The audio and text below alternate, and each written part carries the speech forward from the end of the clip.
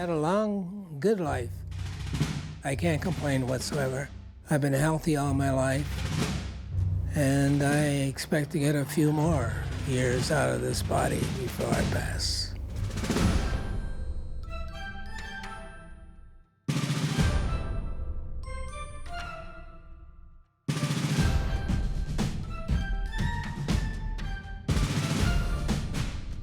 When I was a youngster, I was a perfectionist, and that carried me all the way through school and through flying school in the military and through life, really.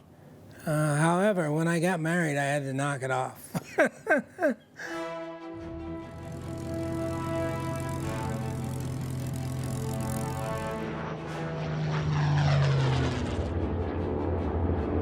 If you're a perfectionist, you can do anything.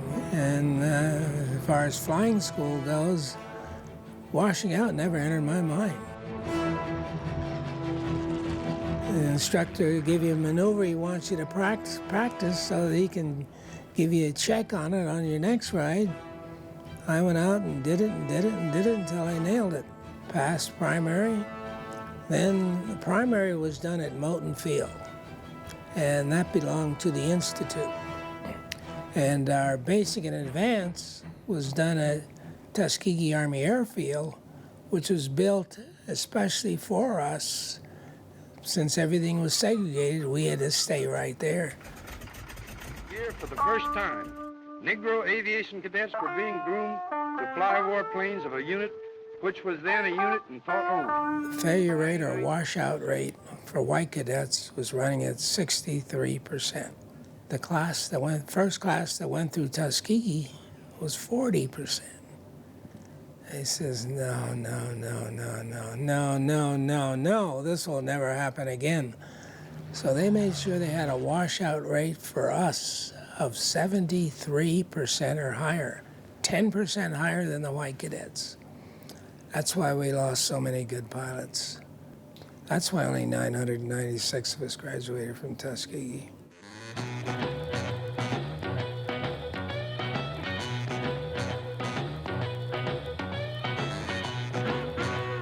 I'd say that all of us that graduated from Tuskegee were better than our instructors, because I don't think they could do what they were having us do. Everything was stacked against us from the start. They didn't want us flying military aircraft. But we proved we could fly military aircraft and do better than they in any phase. We were the best. I tell them that all the time.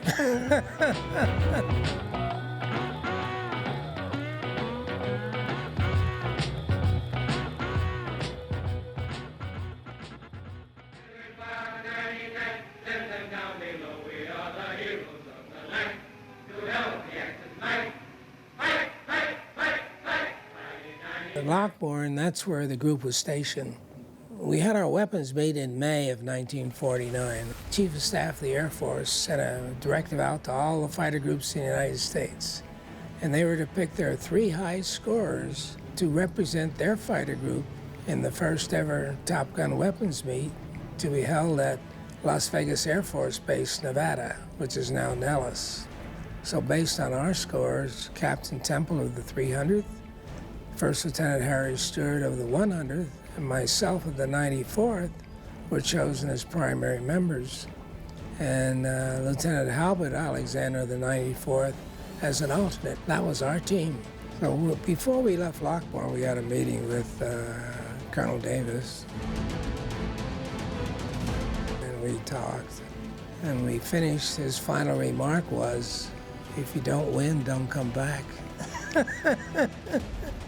So with those words of encouragement, off we went to Vegas.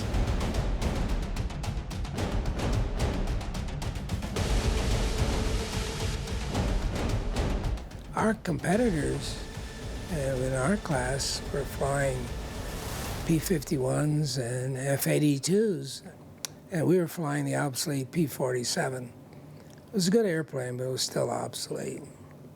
And the missions or aerial gunnery at 20,000 feet, aerial gunnery at 12,000 feet, dive bombing, skip bombing, rocket firing, and panel strafing. Well, we won the meet. We won the meet. Normally, they have a banquet after something like that, and they praise the winners and all. They didn't have one when we won. We were never listed any place as being the winner. Not until January of 2022. We are here to officially recognize the 332nd Fighter Group, Tuskegee Airmen, for their amazing win. Today, in honor of Colonel Harvey, Colonel Stewart, and the 332nd Fighter Group. Almost 73 years later, we were recognized as winning the first ever Top Gun weapons meet. Feels good to get it, however. It should have been in the books a long time ago. But they didn't want to do that. They want the truth to be out there. We won it. It wasn't unknown. They knew it wasn't unknown. They knew who won. Just didn't want to recognize us. Why not? Because we're black. That's why. Let's get it out there. We won it. They put their best up against us. We beat their best. We beat their best at anything, everything, even escorting overseas. They were losing an average of 46 bombers per mission, the fighters were. Not us. We lost 27 bombers total on 7 different missions.